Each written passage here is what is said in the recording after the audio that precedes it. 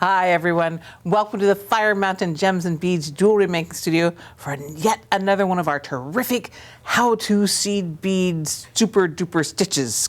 Today I want to show you about the Nepal chain stitch. Looks like a series of little flowers.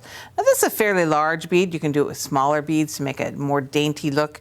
For the video today, I'm going to use this fairly large delicate bead right here so that you can see what I'm doing. This is such a fun and easy stitch, and I can see it enhancing many of your jewelry designs. All right, let's show you how to do it. First of all, I'm going to use a needle and some thread. I happen to be using Fireline Smoke in a 3-pound, and you're going to love this. First, I'm going to start off by creating a stop bead. I'm just going to pick up any old bead. A stop bead is made by going through a bead till you get down near the end where you leave enough tail to work with, and then going through it the same way again to make sort of a loop around your stop bead so that your beads, as you slide them onto your thread, don't come sliding off. It's like a little knot. It's like a knot. It happens to be a bead, but you can actually slide this around a little bit if you needed to. All right, so here's the actual Nepal chain stitch. I'm going to pick up 3 greens and 5 blues.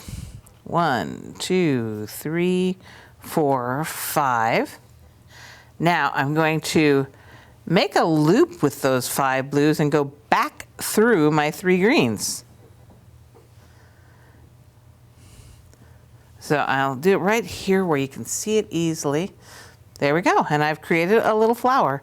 Now I want to pull that down closer to my stop bead, so I'm just going to hang on to the top of my flower and pull this all the way down to my stop bead so I'm using all my thread. There we go. Now I'm going to skip this bottom green bead. I'm going to go back through these 2. And at this point where my thread's coming out, that's where I'm going to make another flower. And I do it the exact same way I did the first one. 3 greens.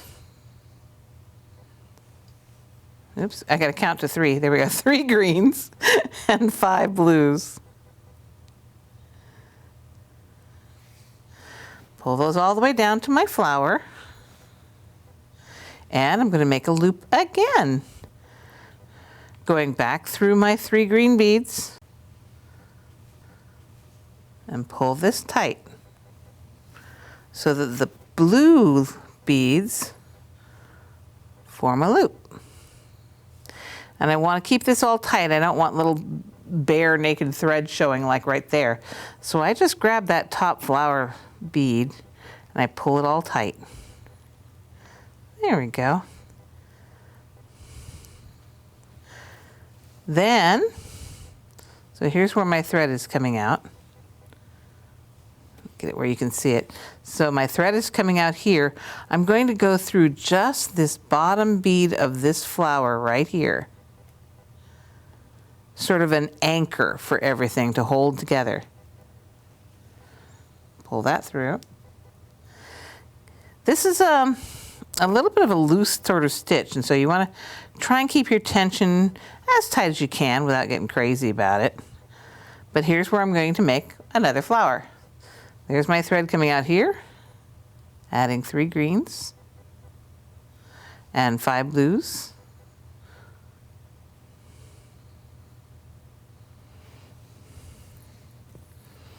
Bring those beads down there, going back through my 3 green beads to make the loop of the flower, and grab my top bead and pull everything nice and tight. Now we're going to alternate flowers. So now I want to go through the bottom petal of this flower. See that right there? Pull that through to anchor the flowers together.